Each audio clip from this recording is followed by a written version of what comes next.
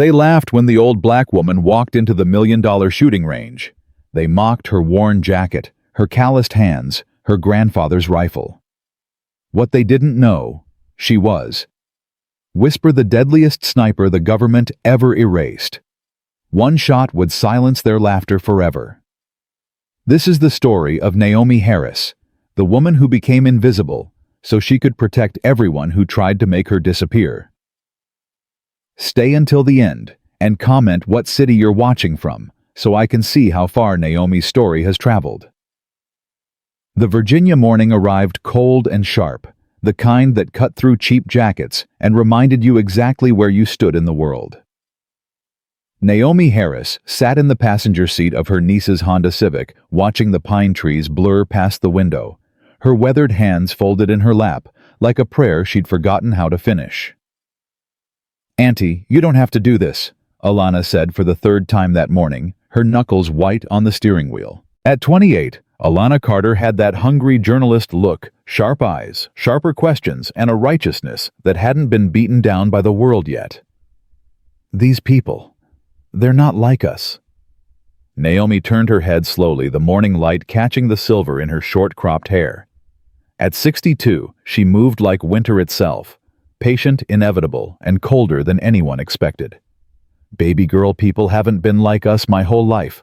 That's never stopped me before." But Precision Elite, that's where senators and CEOs shoot, where defense contractors play soldier on the weekends. Alana's voice dropped. "They charge more for a membership than most people make in a year. Then they can afford to see something real." The shooting range appeared around the bend like a monument to excess, all stone and glass, and American flags sprawling across 20 acres of prime Virginia real estate. The parking lot held more money in vehicles than Naomi had earned in her entire life. Mercedes BMWs, a Bentley that probably cost more than her childhood home in rural Mississippi. Alana pulled into a spot between a Tesla and a Range Rover, her Honda looking like a punchline to a joke nobody had told yet. Last chance to turn back. Naomi reached into the back seat and pulled out a battered rifle case, its leather worn smooth by decades of handling. Inside was her grandfather's Winchester Model 70, a rifle older than most of the people inside that building. "You coming or not?" The lobby of Precision Elite smelled like money and gunpowder, polished wood, expensive cologne, and the kind of confidence that came from never being told no. A blonde receptionist looked up from her computer, her smile faltering just slightly when she saw them. "Welcome to Precision Elite," she said, her voice professionally pleasant, but her eyes doing math. "Do you have an appointment?" "Alana Carter, freelance journalist. I called ahead about the Veteran Appreciation event." The receptionist's fingers clicked across her keyboard. "Oh, yes, Ms. Carter, I have you here." Her gaze shifted to Naomi, lingering on the worn jacket, the simple jeans, the case that looked like it had survived a war. "And your guest?" "Naomi Harris," Naomi said quietly. "Veteran." "Of course." The smile was thinner now. "If you'll just sign in here." The main range opened up like a cathedral to Violent's 50 individual shooting stations under vaulted ceilings, each one equipped with digital targets, climate control, and enough technology to make it feel less like practice and more like a video game. Men in expensive tactical gear clustered in groups, their laughter echoing off the walls. A few women too dressed like they were heading to a country club afterward. Everyone was white. Naomi felt the eyes before she heard the whispers. It was an old sensation, familiar as her own heartbeat, the weight of being seen and dismissed in the same glance. "Jesus, look what just walked in," someone muttered behind them. "Is this a charity event?" another voice snickered. Alana's jaw tightened, but Naomi touched her arm gently. "Let it go, baby. Words can't hurt me anymore."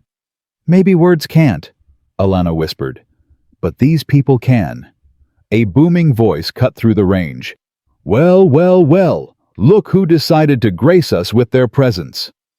Colt Reading strode toward them like a man who owned not just the room, but the air inside it. 6'2", silver-haired, wearing a tactical vest over a polo shirt that probably cost more than Naomi's monthly rent. At 55, he carried himself with the swagger of someone who'd spent his life making decisions about other people's lives and never losing sleep over it. Behind him trailed two younger men in matching precision Elite Polo's employees or disciples. It was hard to tell the difference. "Colt Reading," he said, extending a hand to Alana but barely glancing at Naomi. "CEO and founder. You must be the journalist.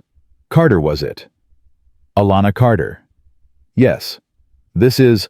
Veterans are always welcome here." Colt interrupted his smile, sharp as broken glass. His eyes finally landed on Naomi, scanning her like a checkout line. "Though I have to say, we don't usually get walk-ins. Membership here runs about $30,000 a year." "We're not here for membership," Alana said coolly. "We're here for your Veteran Appreciation Day, which you announced was open to all veterans." Of course. Colt spread his arms wide, his voice loud enough to draw attention from every station. "All veterans welcome. Though I gotta say, ma'am," he looked at Naomi, now really looked, his smile turning into something uglier. "What branch did you serve in the cleaning corps?" Laughter rippled through the nearby shooters. Naomi's face remained still as stone. "Army." "Army?" Colt slapped his knee. "Well, ain't that something?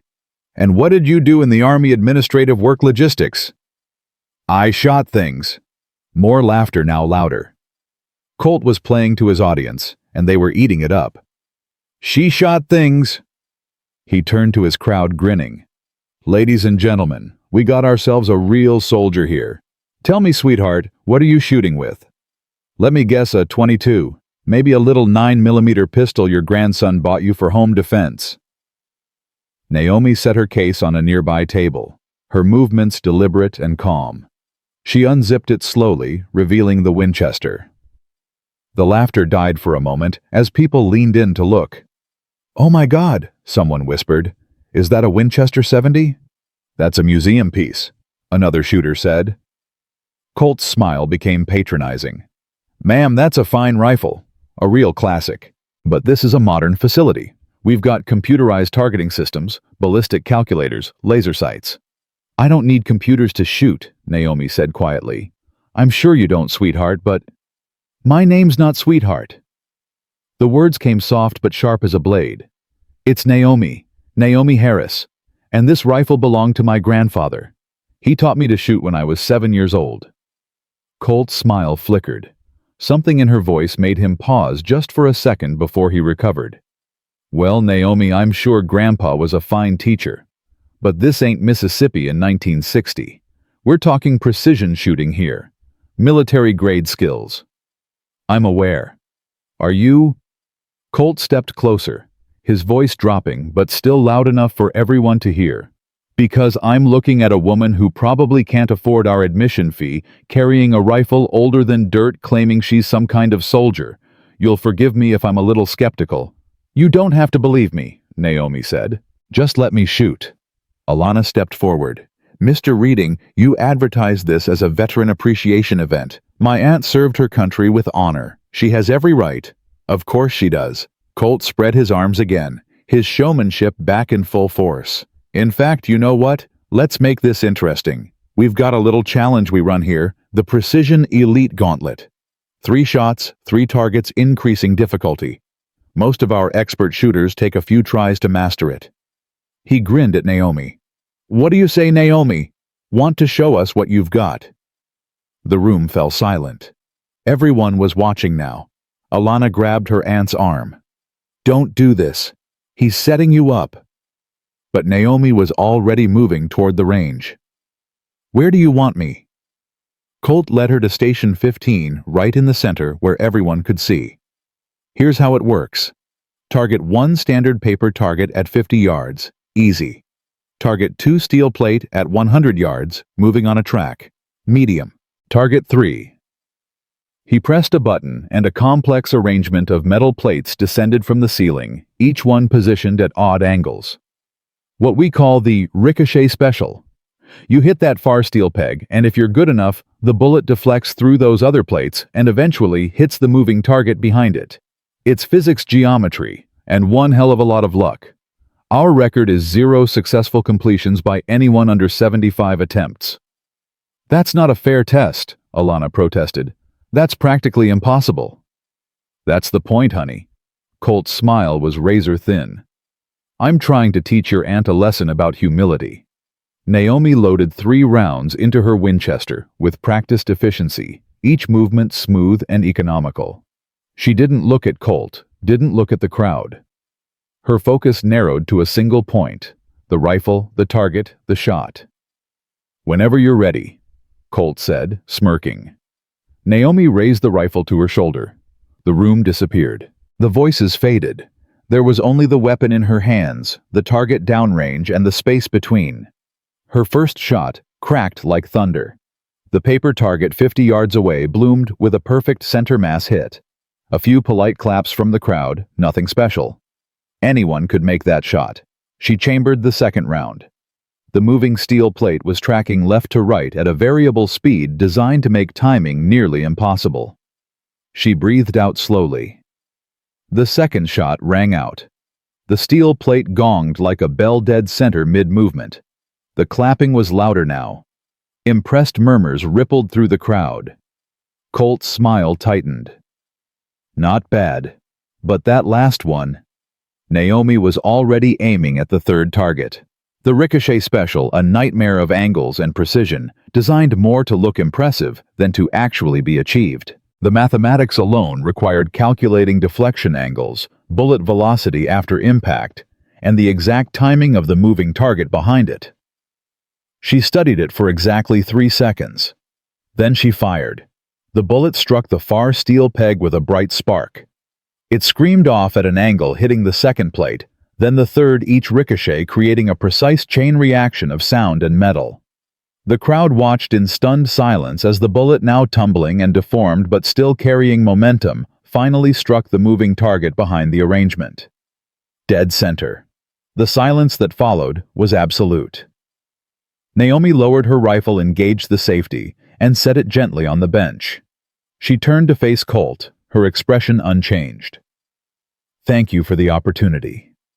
She started walking toward the exit. Nobody moved. Nobody spoke. Colt's face had gone white, his smile completely erased.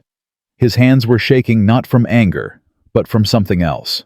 Something that looked a lot like fear. Wait, he called out, his voice cracking. Wait just a damn minute. Naomi paused but didn't turn around.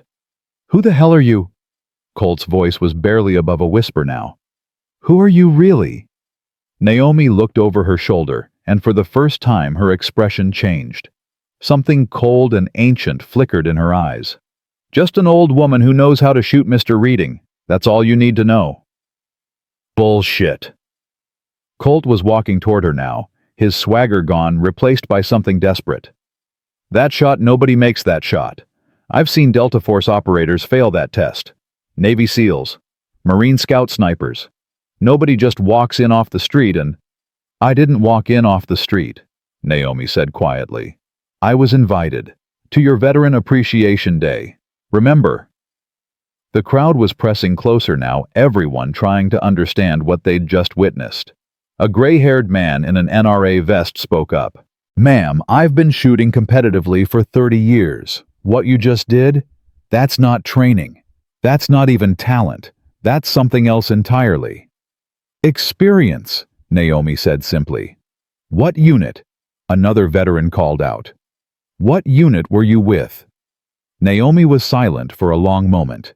Then, one that doesn't exist anymore. She turned and walked out, Alana hurrying to catch up with her. They made it to the parking lot before Alana exploded. Auntie, what the hell was that? How did you? That shot was impossible. Nothing's impossible if you know how. Naomi opened the car door. But how do you know how? You told me you worked in supply logistics. You said you never saw combat. Naomi slid into the passenger seat, suddenly looking every one of her 62 years. I said a lot of things, baby girl. Most of them were true. Some of them were necessary. Necessary for what? For staying alive. Back inside the range, Colt Reading stood at Station 15, staring at the targets. His mind was racing, pulling up memories he'd tried to bury. A face, a name, a ghost from a war that was never officially fought. He pulled out his phone with trembling fingers and dialed a number he hadn't called in 20 years. "This is Redding," he said when it connected. "I need you to pull a file for me. Codename Whisper, Black Echo Unit, Congo 2005. The voice on the other end paused. "Sir, those files were—" "I know what happened to those files," Colt snapped. "Pull whatever's left, and do it quietly. We might have a problem." "What kind of problem?" Colt looked at the target again. 3 impossible shots executed with the calm precision of someone who'd done far worse than put holes in metal. "The kind that comes back from the dead." Outside in the parking lot, Naomi sat in silence as Alana drove. Her hands were steady on her lap, but her mind was somewhere else entirely. Somewhere dark and far away, where the air smelled like cordite and blood, where she'd been someone else. Someone named Whisper. "You want to tell me what's really going on?" Alana asked quietly. Naomi watched the Virginia countryside roll past. "Not yet." "Why not?" "Because once I tell you, baby girl, you can't unknow it. And some truths, they're heavier than you think." Alana was quiet for a moment. Then, "That man reading, he knew you. I saw his face." "Maybe." "He was scared of you, Auntie. A man like that with all that power. And he was scared." Naomi closed her eyes. "Good. He should be." "Why?" When Naomi opened her eyes again, they held something Alana had never seen before, something cold and final and absolutely certain. "Because I know what he did," Naomi said softly. "And dead, or not erased, or not forgotten, or not. I always keep my promises." "What promises?" Naomi didn't answer. She just turned back to the window, watching the world blur past, carrying memories that wouldn't stay buried, no matter how deep they were pushed. Behind them, somewhere in that expensive shooting range, Colt Reading was making phone calls, pulling strings and preparing for a fight he thought was over 20 years ago. He was wrong. The fight never ended. It just went quiet for a while. And now Whisper was awake. The apartment Alana rented in downtown Richmond was small and cluttered with the chaos of investigative journalism papers, pinned to walls, laptop screens glowing in the dim light, coffee cups forming rings on every available surface.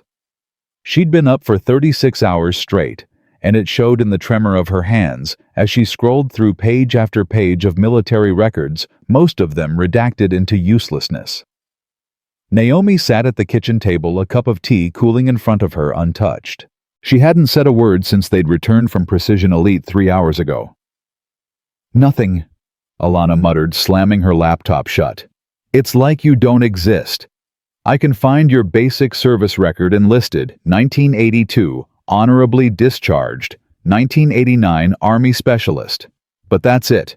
No deployment records, no unit assignments, no commendations.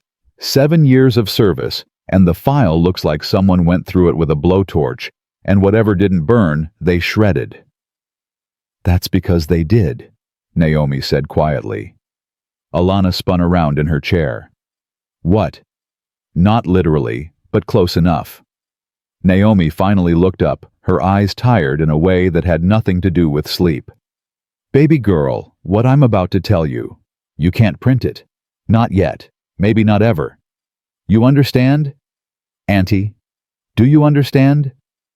The steel in Naomi's voice made Alana straighten. She'd never heard that tone before, not from the woman who'd braided her hair, who'd driven her to college, who'd quietly helped pay her student loans when money got tight. This was someone else speaking, someone harder. "I understand," Alana said.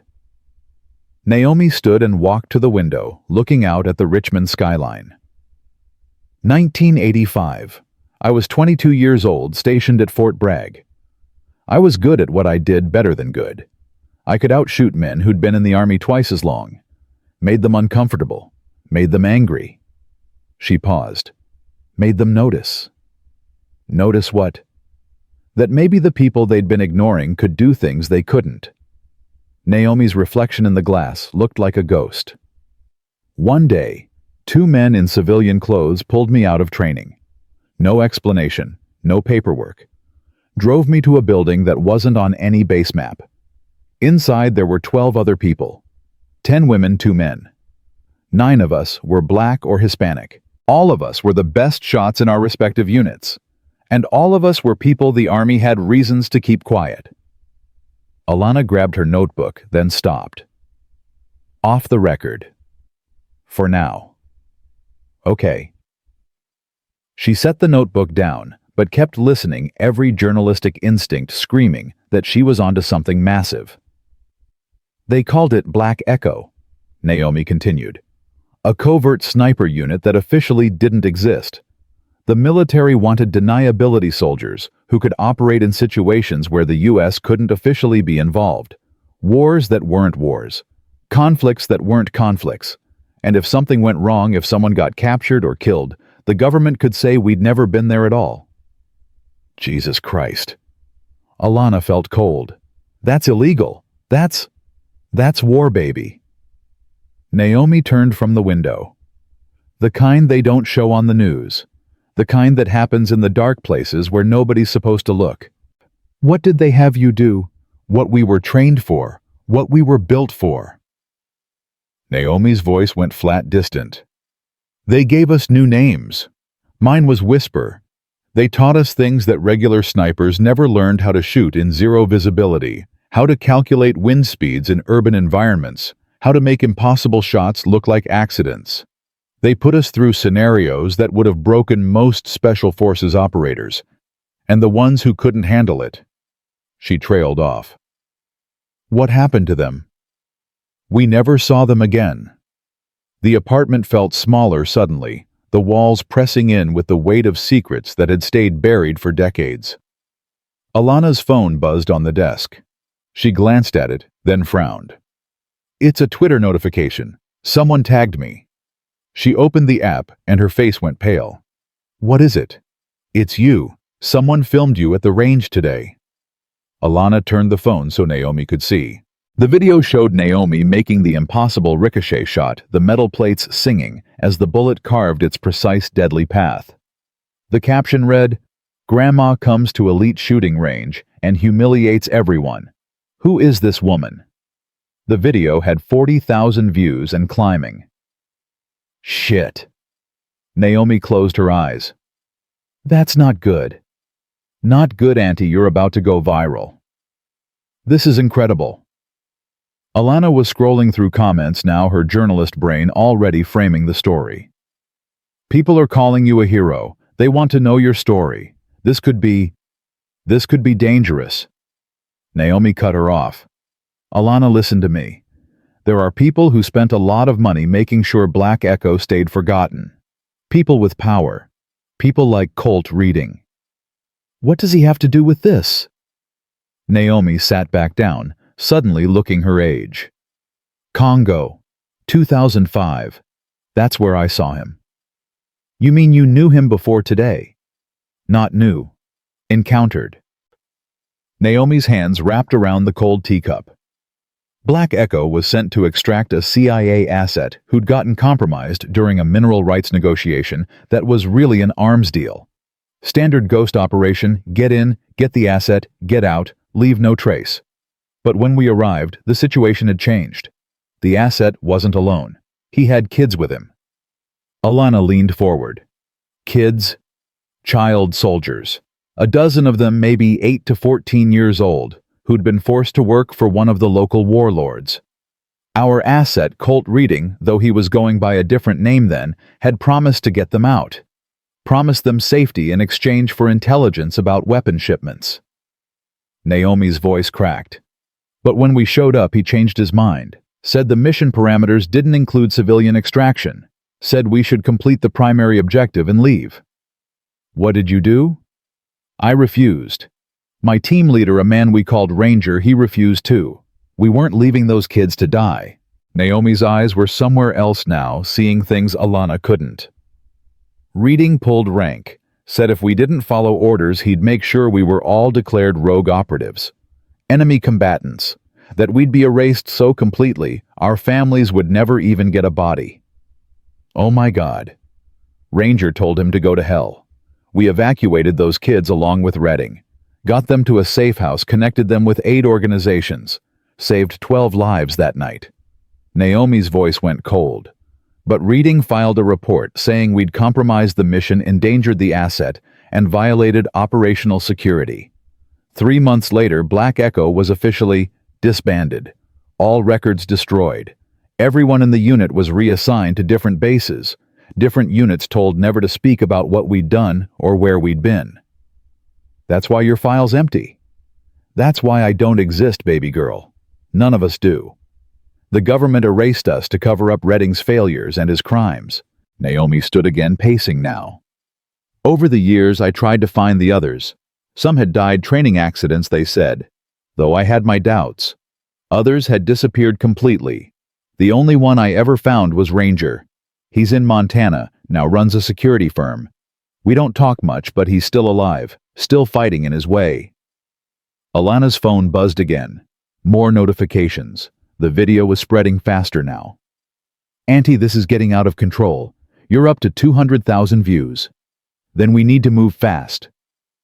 Naomi pulled out her own phone, an old flip phone that looked like it belonged in a museum. She dialed a number from memory. After 4 rings, a gravel, rough voice answered.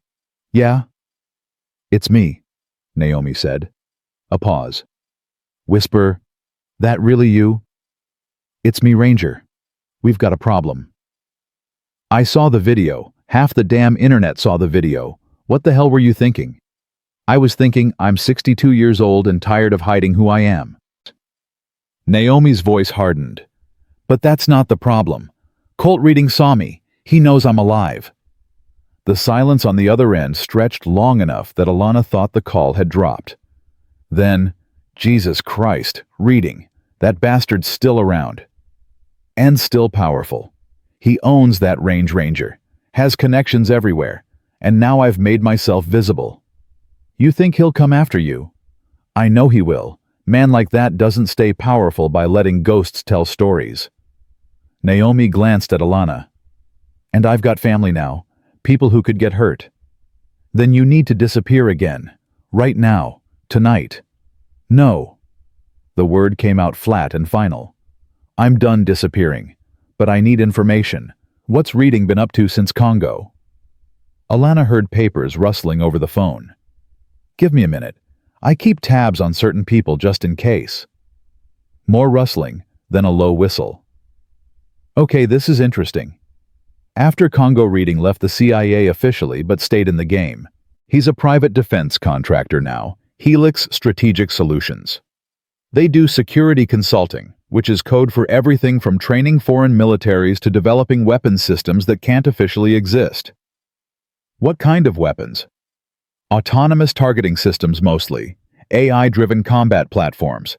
There's rumors about something called Aura 7, but it's all classified or scrubbed. Whatever it is, Reading's put a lot of money into it. Naomi's expression darkened. AI weapons, of course. Can't have witnesses if there's no human pulling the trigger. Whisper if he's developing autonomous kill systems that changes everything.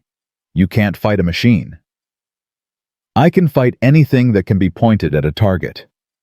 Naomi's voice carried absolute certainty. But I need to know what I'm up against. Can you dig deeper? I'll make some calls. But Whisper, be careful.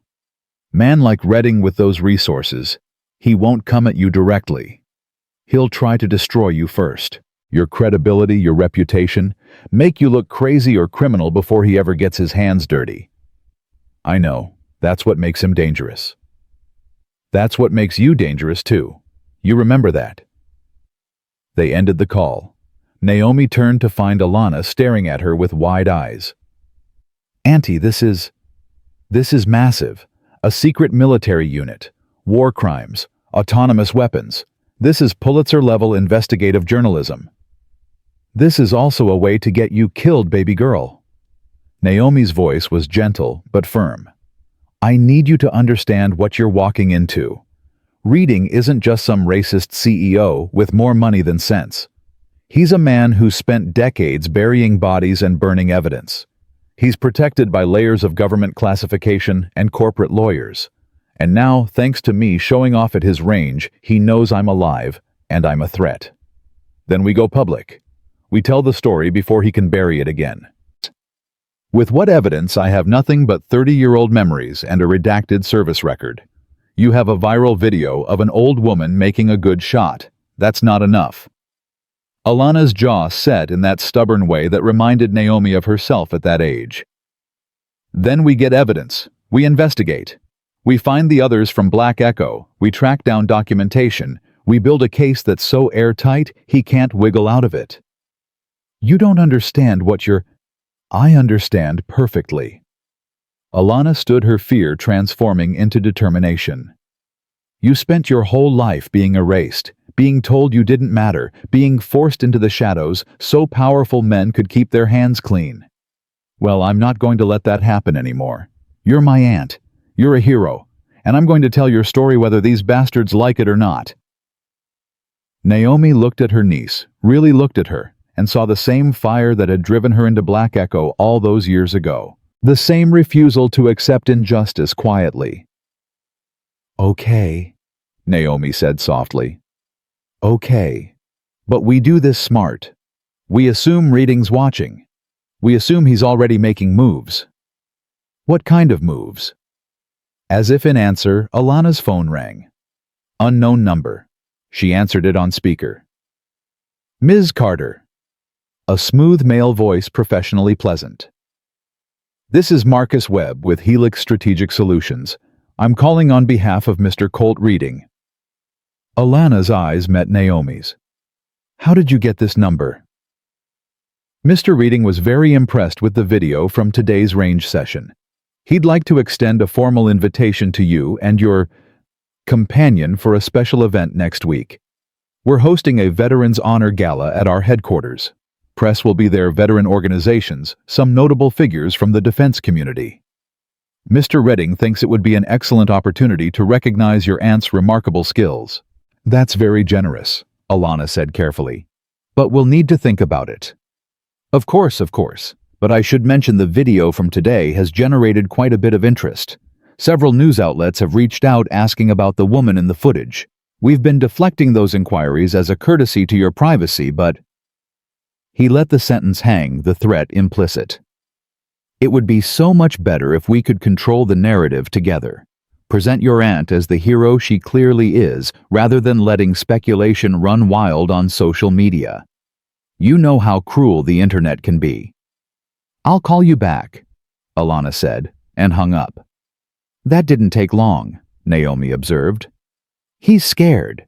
He's trying to get us somewhere he can control. Alana was pacing now. But why? If he wanted you dead, there are easier ways. Because killing me would make me a mystery. Maybe even a martyr. But if he can humiliate me first, discredit me, make me look like a crazy old woman chasing glory. Naomi nodded slowly. Then when I disappear, nobody asks questions. They just shake their heads and move on. So what do we do? Before Naomi could answer, her flip phone rang. Ranger. We've got a problem, he said without preamble. I did some digging on Aura 7. It's worse than I thought. How bad? It's an autonomous sniper platform. AI-driven self-targeting can operate independently for 72 hours. Reading's been developing it for the past 5 years using black budget money and private funding. And here's the kicker, the AI was supposedly trained using data from the best snipers in military history. Naomi felt ice forming in her chest. What kind of data? Every kind. Shot patterns, decision-making processes, environmental adaptation. They fed it thousands of hours of combat footage, training scenarios, mission reports. Ranger paused, including classified footage from Black Echo. That's impossible. Black Echo was erased. All the footage was destroyed. Not all of it. Reading kept copies, insurance probably, and now he's using them to train a machine that can kill like you used to. The implications crashed over Naomi like a wave. He built an AI sniper using my techniques. Yours, mine, everyone from the unit. He took everything that made us dangerous and put it in a machine that never sleeps, never hesitates, and can't be questioned about war crimes. Alana had gone white. That's insane. That's playing God. That's the future of warfare, Ranger said grimly. And Reading's about to sell it to the highest bidder. There's a demonstration scheduled for his Veterans Honor Gala. He's inviting defense contractors, foreign military attachés, potential buyers. He's going to show off Aura 7 and make billions. Naomi's mind was racing. The gala. He wants us there. It's a trap whisper. Has to be. He'll have home field advantage security everywhere, complete control of the environment. Or, Naomi said slowly, it's an opportunity. If he's demonstrating the weapon he has to bring it out, show what it can do, which means we can see it, study it, maybe even find a way to stop it. You want to walk into his trap? I want to spring it on my terms. Naomi's voice carried the cold certainty of someone who'd walked into impossible situations before and walked back out. He thinks I'm just an old woman with a lucky shot. Let him keep thinking that right up until it's too late. Whisper, you're talking about going up against a weapons manufacturer, his security forces, and an AI designed to kill people like us. That's suicide. Then I'll die doing something that matters, instead of hiding in the shadows waiting for him to find me anyway. Naomi softened her tone. Ranger, you don't have to be part of this. You've got a life now. People depending on you. And you've got a niece who's about to get caught in crossfire she never asked for. Ranger's voice was firm. I'm in. But we do this smart. We plan every detail. And we don't go in alone. Who else is there? Black Echo's gone. We're the last ones. Not quite. I found 2 others last year. Cypher and Nomad. They're still alive, still capable. I can reach out. Naomi felt something she hadn't felt in years. Hope. Not much, but enough. Do it. And Ranger, thank you. Don't thank me yet. We might all be dead in a week. Wouldn't be the first time we faced worse odds. Yeah, but we were younger then, and stupider. Naomi smiled despite everything. Speak for yourself. After the call ended, Alana looked at her aunt with new eyes. You're really going to do this? Walk into his trap? I'm going to end this. Naomi's voice was steel wrapped in silk.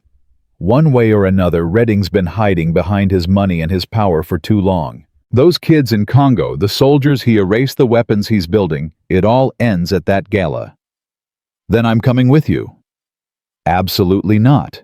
You can't stop me. I'm press. I have every right to be there. And you'll be in danger every second.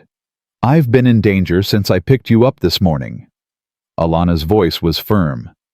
Besides, someone needs to document this. Whatever happens at that gala, the world needs to see it. That's my job, Auntie. Same as shooting as yours. Naomi wanted to argue, but she saw the same fire in Alana's eyes that had driven her into Black Echo all those years ago. Some battles couldn't be fought by one person alone. Okay, she said finally. But you stay behind me. Always. Deal. They spent the rest of the night planning, preparing, researching everything they could find about Helix strategic solutions and cult reading.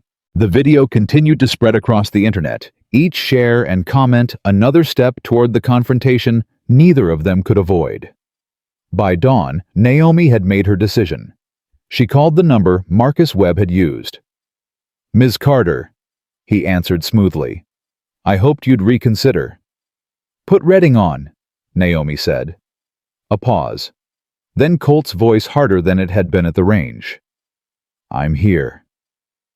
I'll come to your gala, Naomi said. But I want something in return. What's that? An apology. Public. On camera. For every soldier you've erased, every truth you've buried, every crime you've covered up.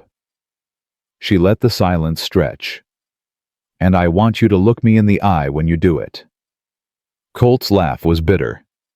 "You think you can threaten me? I could have you disappeared before you hang up this phone." "You could try, but that video's already out there. I'm already viral. You disappear me now and people ask questions, lots of questions. The kind you've spent your career avoiding." Another pause. Longer this time. "Fine. Come to the gala. We'll talk. But understand something, Naomi, you're walking into my world now. My rules, my power. That lucky shot at the range, it won't mean anything when I'm done with you." "We'll see," Naomi said quietly. "We'll see." She hung up and looked at Alana. "It's done.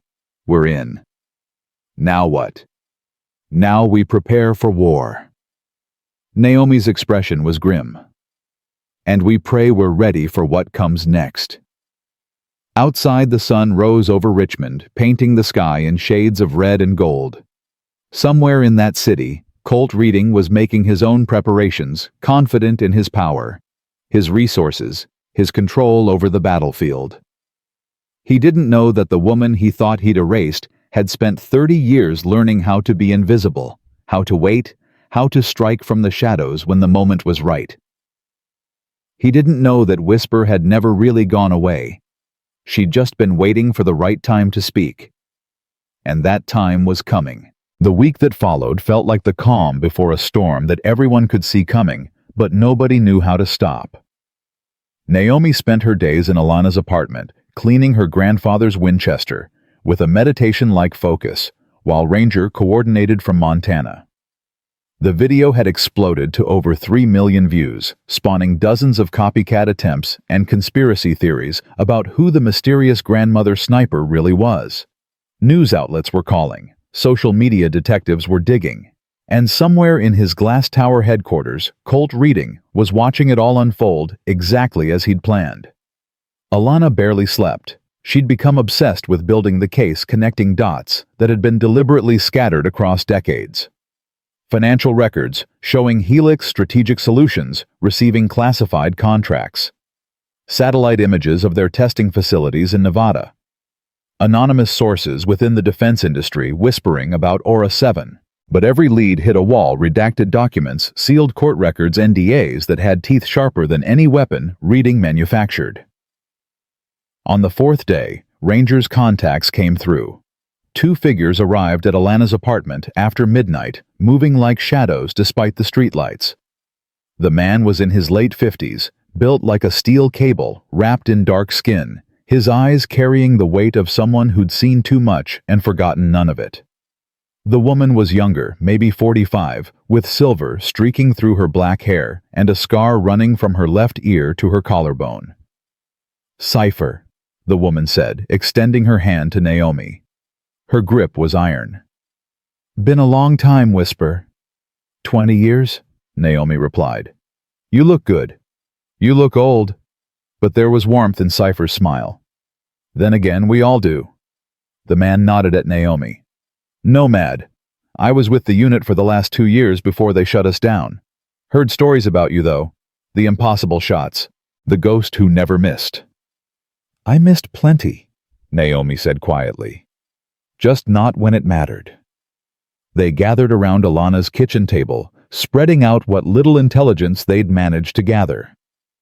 Ranger joined via video call, his face grainy on Alana's laptop screen. "Here's what we know," Ranger began. "The gala's at Helix headquarters in Crystal City. 5 floors high security, only one way in and out for guests. Readings turned it into a fortress. Metal detectors, facial recognition, armed security at every checkpoint. He'll have control of everything." "What about Aura 7? Cipher asked. "If he's demonstrating it, where's it being stored?" "Sub-basement level, climate-controlled vault. The demonstration scheduled for 10 p.m. in the main atrium. He'll bring it up via a secure elevator." Ranger pulled up blueprints on his screen. But here's the interesting part. 3 days ago, Helix filed permits to conduct outdoor testing exercises in the woods, about 15 miles northwest of headquarters. Heavy equipment, temporary power generator, satellite uplinks. That's not testing. That's a kill zone. Naomi felt ice in her veins. He's planning to use it on us. Not inside where witnesses can see, Nomad agreed. He'll try to get you outside, stage some kind of incident. Then Aura 7 hunts you down while he has plausible deniability. So we don't go outside, Alana said. We have to, Naomi countered. If we stay inside, we're trapped. He controls the environment, the exits, the narrative. Outside, at least we have terrain, variables he can't control. Cypher was studying the satellite images. These woods, I know this area. Used to run training exercises near here when I was with the 75th Ranger Regiment. Dense forest, lots of ravines, some old logging roads. Good place to disappear if you know how. Good place to die if you don't, Ranger added. That AI's been programmed with everything we knew, every tactic, every strategy. It'll hunt you the way you'd hunt someone else. Then we teach it something new, Naomi said. Something that wasn't in the training data, something human. Like what? Nomad asked. Desperation. Naomi's voice was cold. Machines can learn tactics, but they can't understand what it means to have nothing left to lose. The night before the gala, Naomi couldn't sleep. She sat by Alana's window watching the city lights blur in the darkness, thinking about all the choices that had led her here. Joining the army to escape Mississippi poverty. Becoming good enough to be noticed. Being recruited into a unit that shouldn't exist. Making that choice in Congo to save children instead of following orders. Every decision, a domino falling toward this moment. Can't sleep either. Alana appeared in the doorway wrapped in an oversized sweater. Too much to think about. Alana sat beside her. I'm scared, Auntie. Good. Fear keeps you sharp. Aren't you scared? Naomi was quiet for a long moment. Terrified. Every mission I ever ran, I was terrified. The ones who said they weren't scared were either lying or stupid, and stupid people didn't last long. She turned to look at her niece. But being scared doesn't mean you stop. It means you're paying attention to the stakes. What if we don't make it out? Then you make sure the story gets out. You've been recording everything, saving everything to the cloud, right? Everything. Good. Because that's what matters. Not whether we survive, whether the truth does. Naomi reached over and squeezed Alana's hand. Your grandmother, my sister. She raised you to be strong, to stand up when other people sit down. She'd be proud of you right now. She'd tell me I'm crazy for going up against a weapons manufacturer. She'd be right, but she'd also understand why. Naomi smiled sadly. Some fights choose you, baby girl. You don't get to walk away just because the odds are bad. The morning of the gala arrived with surprising clarity. Blue sky, cool air, the kind of day that made you believe good things were possible. Naomi dressed carefully in the one formal outfit. She owned a simple black dress that Alana had insisted on buying for her. She looked at herself in the mirror and barely recognized the woman staring back. When had she gotten so old? When had the years carved so many lines into her face? You look beautiful, Alana said from the doorway. I look like I'm going to a funeral. Maybe you are. His, not yours. Cypher and Nomad had already left, taking separate routes to Crystal City, blending into the crowd of veterans and press that would fill Helix headquarters. Ranger was monitoring everything from Montana, ready to coordinate if things went wrong. When things went wrong, Naomi corrected herself. There was no if anymore. The drive to Crystal City took an hour through Northern Virginia traffic. Alana drove in silence, her press credentials hanging from her rearview mirror, her camera equipment loaded in the back seat. They'd gone over the plan a dozen times, but plans had a way of falling apart the moment real bullets started flying. Helix Strategic Solutions. Headquarters rose from the Virginia landscape like a monument to military-industrial excess glass and steel, and American flags surrounded by perfectly manicured lawns, and enough security to protect a small nation. The parking lot was filling with expensive cars. Men in dress uniforms and women in evening gowns streamed toward the entrance, where a red carpet had been rolled out like this was the Oscars instead of a celebration of weapons technology. Last chance to turn back, Naomi said. Not a chance in hell, Alana replied. They parked and joined the flow of guests. Security was exactly as heavy as Ranger had predicted. Metal detectors, bag searches, facial recognition cameras tracking every person who entered. Naomi had left her Winchester at home, knowing she'd never get it through. She was unarmed except for her mind and her training, which had kept her alive longer than any weapon. A young man in a Helix polo shirt checked their names against a list. Ms. Harris and Ms. Carter, welcome. Mr. Reading asked me to escort you personally. How thoughtful, Naomi said dryly. They followed him through a lobby that looked more like a luxury hotel than a defense contractor's headquarters. Marble floors, modern art on the walls, a massive fountain in the center, shaped like an eagle with its wings spread. Everywhere Naomi looked, she saw cameras. Hundreds of them, tiny and sophisticated, tracking every movement, every face. The main atrium was already crowded with guests. Retired generals, defense industry executives, politicians whose faces Naomi recognized from the news. Wait staff circulated with champagne and canapes. A jazz quartet played in one corner. It all felt obscenely normal, like they were celebrating anything other than the development of autonomous killing machines. Then she saw him. Colt Reading stood on a raised platform at the far end of the atrium, surrounded by admirers holding court like a king among his subjects. He'd aged since Congo. More gray in his hair, more weight around his middle, but his eyes held the same calculating coldness she remembered. When he saw Naomi, his smile widened. "Ladies and gentlemen," he called out, his voice amplified by hidden speakers. "Our guests of honor have arrived. Naomi Harris, the woman whose incredible marksmanship has captivated the internet, and her niece Alana Carter, investigative journalist. Please give them a warm welcome." Polite applause rippled through the crowd. Naomi felt every eye turn toward her, evaluating, judging, dismissing. She held her head high and walked toward Reading, refusing to be intimidated by his territory or his power. "Naomi," he said warmly, extending his hand. "So glad you could make it. And looking lovely, I might add." She didn't take his hand. "Let's skip the pleasantries, Reading. We both know why I'm here." His smile never wavered, but something cold flashed in his eyes. "Of course. You're here because I invited you. Because I wanted to honor a veteran with extraordinary skills. Nothing more, nothing less." "Is that what you're calling it?"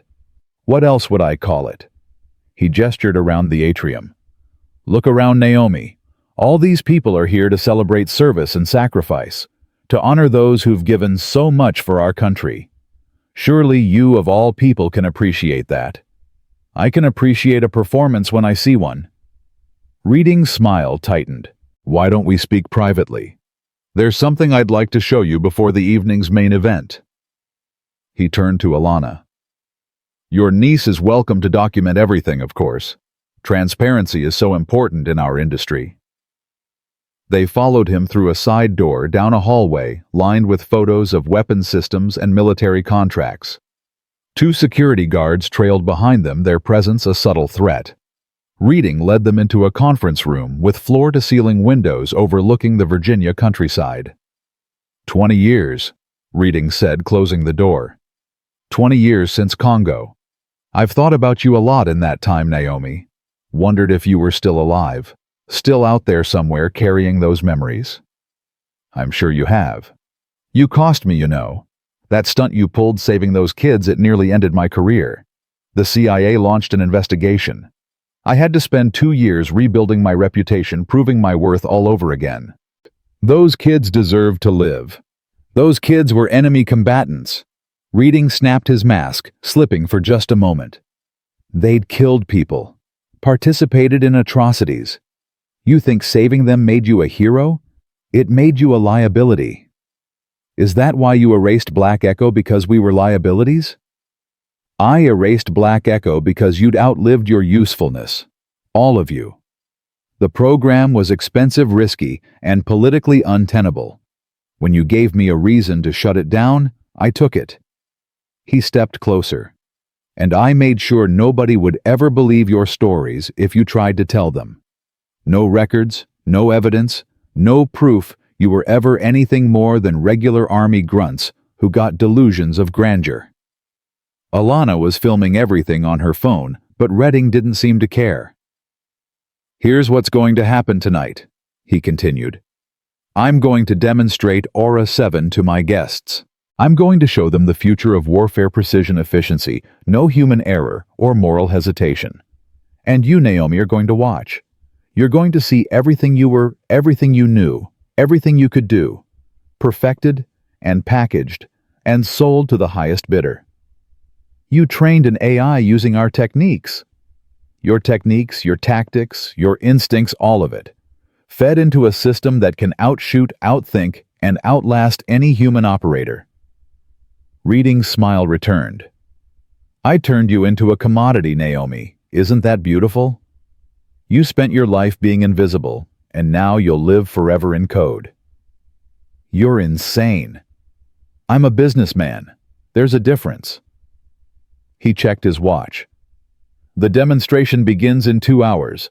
I suggest you enjoy the party. Try the shrimp, it's excellent." He left them alone in the conference room. Alana immediately checked her phone. "I got all of that. That's a confession, Auntie." He admitted to erasing Black Echo, to stealing classified information, to "It doesn't matter." Naomi was looking out the window at the darkening woods beyond the parking lot. "He'll claim it was a joke or taken out of context, or that we fabricated it. Men like Redding don't confess unless they're already planning to bury the evidence. So what do? We get what we came for." Naomi turned back to her niece. "That footage he used to train Aura 7, it has to be stored somewhere in this building. The real evidence, the missions that never happened, the operations that were erased. If we can find it and broadcast it, we expose everything." Alana's eyes lit up. "But how do we find it?" A soft knock on the door made them both turn. Cypher slipped inside, dressed as catering staff, carrying a tray of champagne glasses. "Nice party," she said quietly. "Terrible security, though. You'd think a weapons manufacturer would know better." "Did you find it?" Naomi asked. "Server room sub-basement, same level as the Aura 7 vault. Rangers working on remote access now, but the system's air-gapped, no external network connection. Someone has to physically plug in." Cypher set down the tray. "That's the good news. Bad news is the server room's on biometric lock, retinal scan, fingerprint, voice authentication. The only people who can access it are Reading and his head of security. Then we get one of them to open it." "How?" Naomi's expression was grim. "By giving Reading what he wants. By walking into his trap." The evening progressed exactly as Reading had orchestrated. Dinner was served elegant, expensive, meaningless. Speeches were made honoring veterans and innovation and American military superiority. Through it all, Naomi sat at a table near the front, feeling the weight of dozens of cameras recording her every movement. She was being documented, packaged, prepared for whatever narrative Redding planned to spin. At 9:45, the lights dimmed. A spotlight illuminated Redding on the main stage. "Ladies and gentlemen," he began, his voice carrying the practiced cadence of someone who'd given this speech 100 times. "Tonight, you're going to witness the future of precision warfare. For decades, we've relied on human snipers, brave men and women who put their lives on the line in the most dangerous conditions imaginable. But humans have limitations. We get tired, we make mistakes, we hesitate." The screen behind him lit up with footage of soldiers in combat, snipers taking shots, the chaos of war.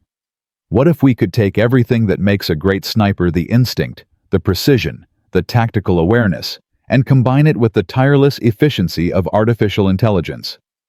What if we could create a weapon that never sleeps, never doubts, never fails? A platform rose from the floor. On it sat something that looked like a fusion of drone and rifle, sleek, deadly, all carbon fiber and advanced optics. Aura 7. The crowd gasped and applauded. "This," Reading continued, "is the future. Autonomous, adaptive, unstoppable." Naomi felt sick. The weapon looked wrong somehow, like it shouldn't exist in the natural world. And knowing it had been trained using footage of her using her skills, perverted into something that could kill without conscience, it was violation of the deepest kind. Now. Reading set his eyes, finding Naomi in the crowd. We're going to demonstrate what Aura 7 can do. But we need a target, someone who can truly test its capabilities. His smile was sharp as broken glass. Ms. Harris, would you do us the honor? The spotlight swung to Naomi, every camera in the room focused on her face.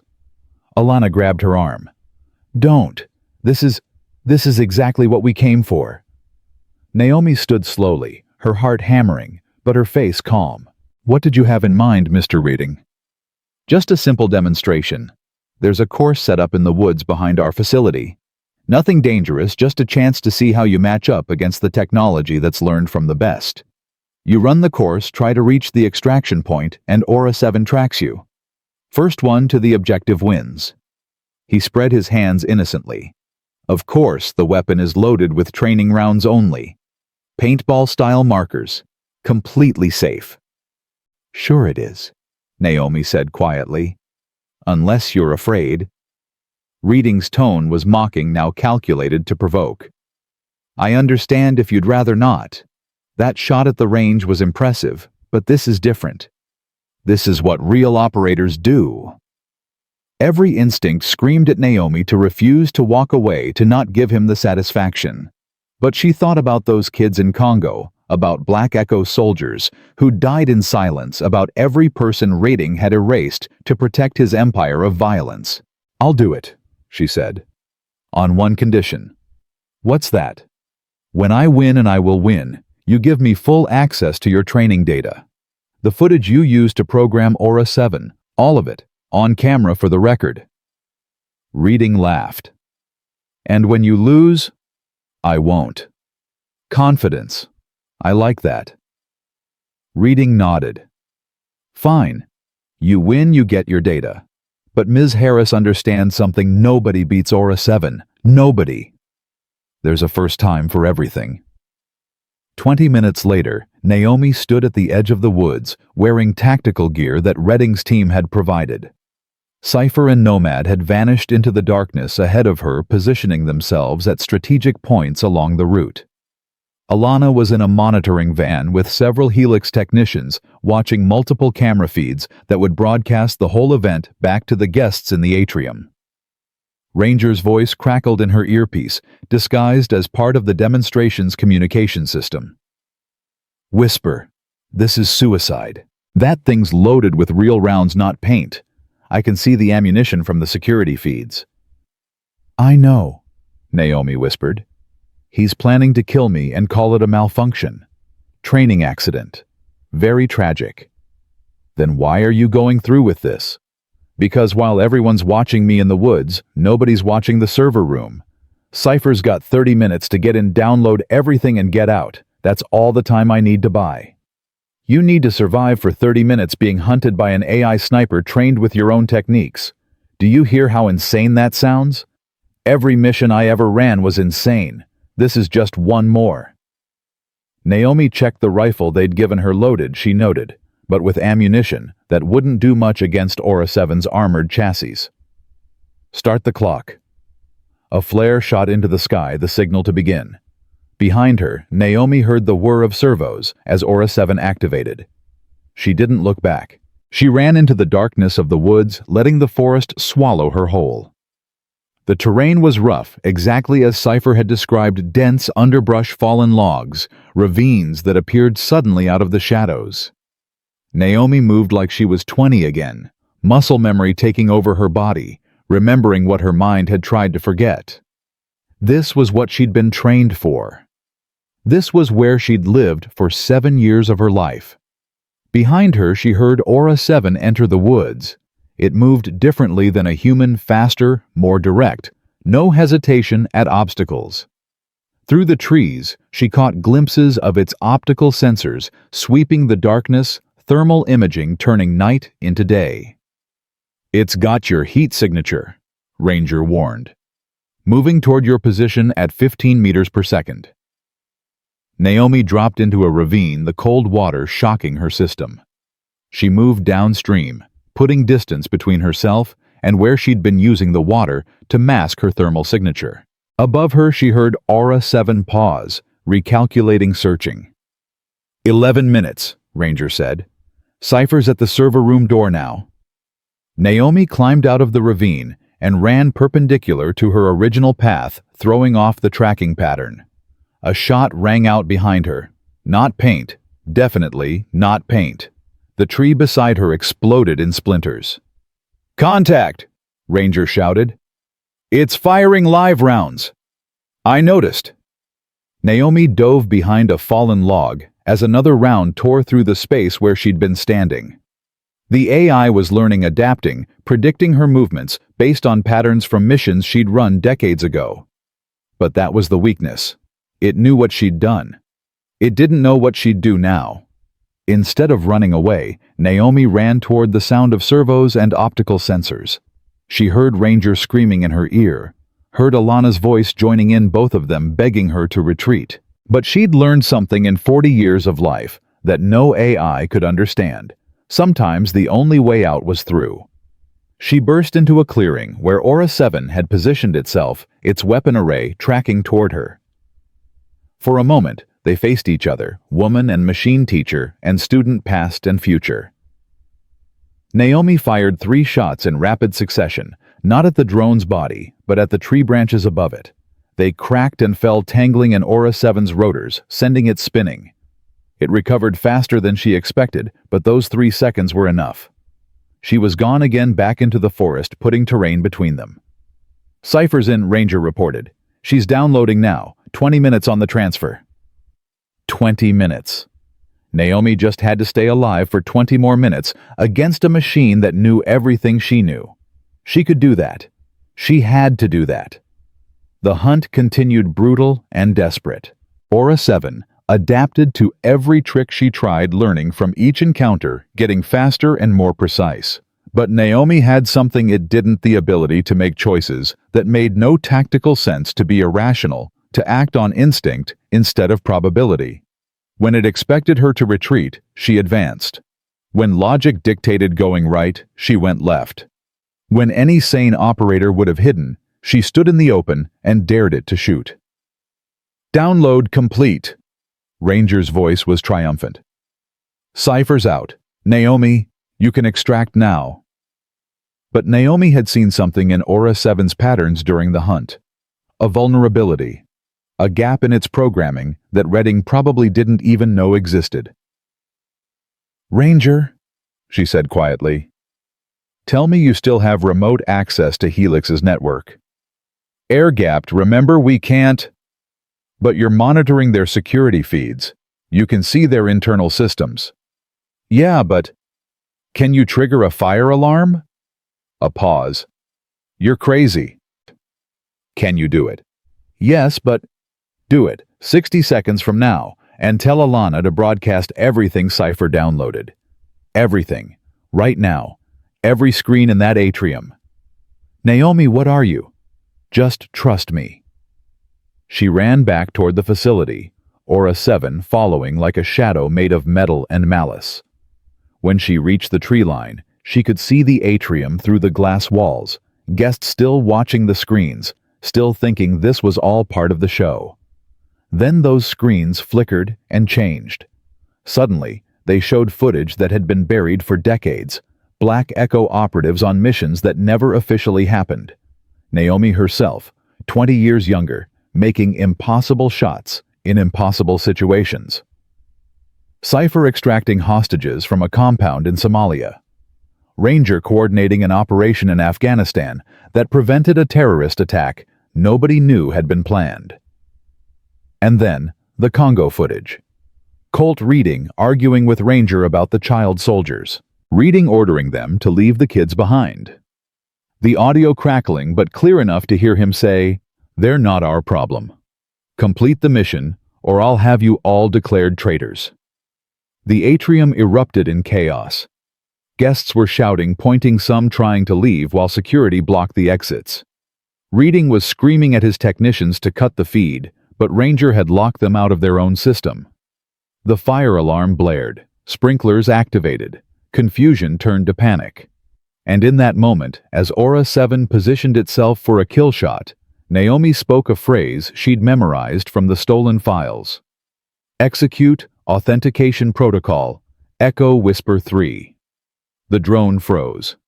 Primary operator identified, it said in a flat synthesized voice. Awaiting commands.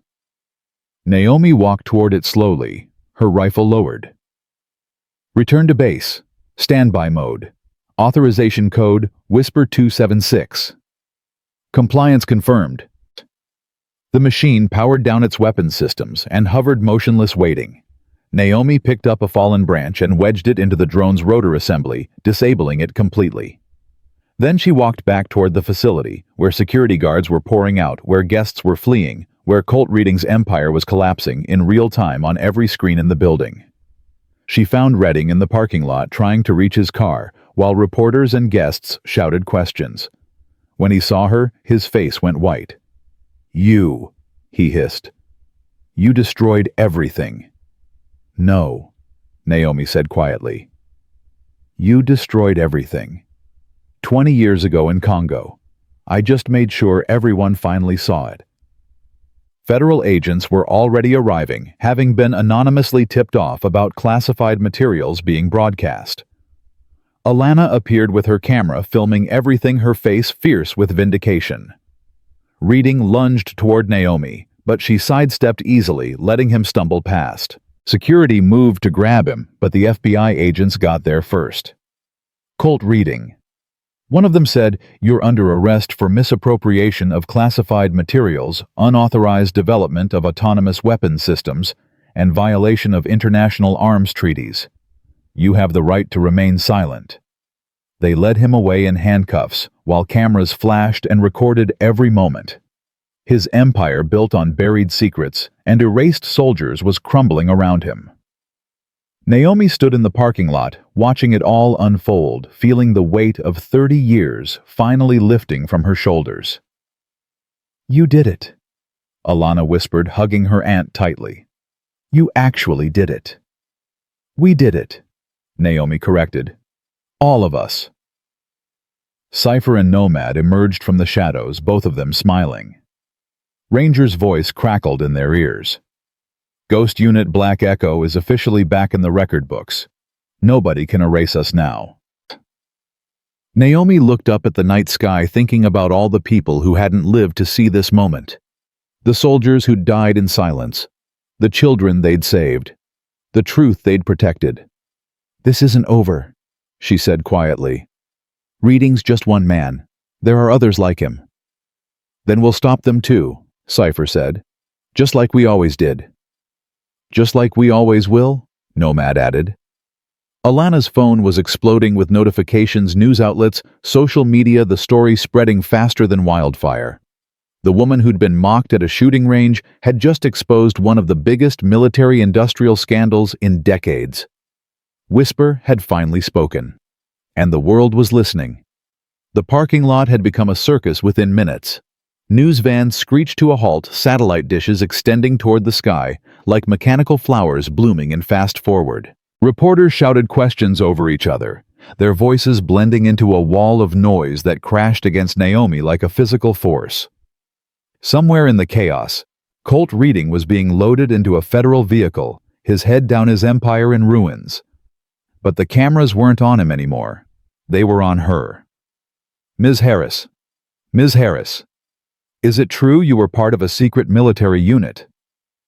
Did the government really erase your service record? How many missions did you complete? Were there other soldiers like you?" Alana stepped in front of her aunt, camera in one hand, the other raised for quiet. "My aunt will make a statement, but not here. Not like this. Give us space." But space was the one thing nobody wanted to give.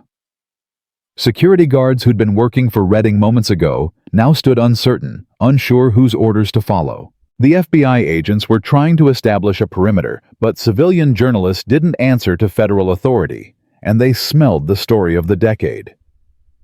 Cypher materialized beside Naomi, her voice low. We need to move. Now, before this gets worse. It's already worse, Nomad added, appearing on Naomi's other side. Half these reporters probably have no idea what they're looking at. The other half work for outlets that would kill to bury this story for the right price. Then we give them something they can't bury, Naomi said quietly. She stepped forward past Alana's protective stance into the glare of camera lights and smartphone flashes. Her voice, when she spoke, carried the weight of 3 decades of silence. My name is Naomi Harris. I'm 62 years old. I'm from Tupelo, Mississippi. And for 7 years I served my country in a unit that officially never existed. The shouting died. Every camera focused. Every phone recorded. They called me Whisper. I was a sniper. One of 13 soldiers in a program called Black Echo, a covert unit made up of people the military thought were expendable. Women minorities, soldiers who could be erased if missions went wrong. We operated in places where America couldn't officially be involved. We did things that can never be fully acknowledged. And when we became inconvenient, when we saw things powerful men wanted hidden, they deleted us from history. A reporter pushed forward. Who authorized this program? Men who are dead now, men who are still in power, men who built careers on the backs of soldiers they pretended didn't exist. Naomi's gaze swept across the crowd. Colt Reading was one of them. He used us, then erased us, then stole our training footage to build weapons he could sell. But he made one mistake. What was that? Someone called out. He forgot that ghosts can come back to haunt you. The crowd erupted with questions again, but Naomi raised her hand. I'm done hiding. I'm done being quiet. The footage you saw tonight, that's real. Every mission, every operation, every moment that was supposed to stay buried. It's all real. And there are others like me. Soldiers who were told to be silent, who were threatened and intimidated and erased. But we're not silent anymore. She turned and walked back toward Alana, who was crying openly now, her camera still recording. We need to go, Cypher urged. FBI's going to want statements. So will about a dozen other agencies. Let them come, Naomi said. I'm not running anymore. They ended up at a safe house that Ranger had arranged, a nondescript apartment in Arlington where they could breathe for a few hours before the full weight of government bureaucracy came crashing down. Alana uploaded the raw footage to every platform she could think of, making sure it couldn't be buried or deleted.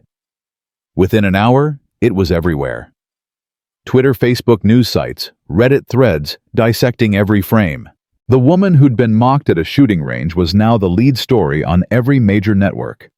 Cypher made coffee while Nomad checked the Windows, old habits dying hard. Ranger remained on video call coordinating from Montana, his face showing a mix of exhaustion and something that might have been hope. Pentagon's in full damage control mode, he reported. They're claiming they had no knowledge of Black Echo, that it was a rogue operation run by individuals acting outside official channels. Department of Defense is launching an investigation. CIA's refusing to comment. State Department issued a statement saying they're reviewing historical records. Translation, they're scrambling to figure out what they can admit to without getting sued or prosecuted, Cypher said bitterly. What about the others? Naomi asked. The rest of Black Echo. The ones who didn't make it out. Ranger's expression darkened. I've got 3 confirmed dead training accidents officially, but the timing's suspicious. 2 more have been unreachable for years, probably buried under new identities. The remaining 6. He paused. I'm working on it. Some of them might not want to be found. They deserve to know they can stop hiding. Some people hide so long they forget how to do anything else, Whisper. Naomi understood that better than she wanted to admit. She'd spent 30 years being someone small and forgettable, someone who wouldn't attract attention or questions. Becoming Naomi Harris' invisible grandmother had been its own kind of mission. Letting go of that cover felt like shedding skin, painful and necessary and terrifying. Her phone rang. Unknown number. She answered anyway. Ms. Harris, this is Director Sarah Chen with the FBI. We need you to come in for an interview regarding your allegations against Colt Reading and Helix Strategic Solutions. Am I under arrest? No, ma'am, but your cooperation would be appreciated. I'll cooperate, on one condition. A pause. What condition? Everything I say goes on the official record. No classified redactions, no sealed testimonies, no backroom deals. The American people deserve to know the truth about Black Echo. Ms. Harris, there are national security implications. There are always national security implications when powerful people get caught doing illegal things, Naomi interrupted. But I'm done protecting people who never protected me. You want my testimony? You get it in public. Director Chen was quiet for a long moment. I'll see what I can do. But Ms. Harris, understand that what you're asking for could expose operational details that put current service members at risk. Then you redact the operational details, but not the truth. Not what was done to us, not who ordered it, not who benefited from it. That stays in the record. I'll be in touch. The call ended. Alana looked at her aunt with something between admiration and concern. You just told the FBI how things are going to be. You know that, right? Someone had to. They could still arrest you, classify everything you said, make you disappear again. They could try. Naomi's voice was iron. But I'm not that easy to erase twice. The next 72 hours were a blur of interviews, depositions, and media appearances. The FBI came first, asking detailed questions about Black Echo's formation operations and dissolution. Naomi answered everything she could remember, holding back only details that might genuinely endanger active operations. Then came the Department of Defense investigators, the congressional staffers, the military historians, suddenly very interested in operations that officially never happened. Through it all, Alana documented everything, building a comprehensive record that no single agency could control or suppress. She'd become more than a niece supporting her aunt. She was a journalist, protecting the most important source of her career, making sure Naomi's story couldn't be twisted or minimized. On the fourth day, Cypher's phone rang. She listened for a moment, then her face broke into something that might have been a smile. It's Ghost. He's alive. Ghost had been Black Echo's communications specialist, a quiet man from Detroit who could hack any system and disappear into any crowd. He'd been presumed dead after a car accident in 2008, but he'd been hiding in plain sight, working as an IT consultant in Phoenix, using a new name and a carefully constructed background. Saw the footage. His voice crackled over the speakerphone. Thought I was hallucinating. Thought maybe I'd finally lost it completely. But it's really you. Whisper, Cypher, Ranger. We're really coming back.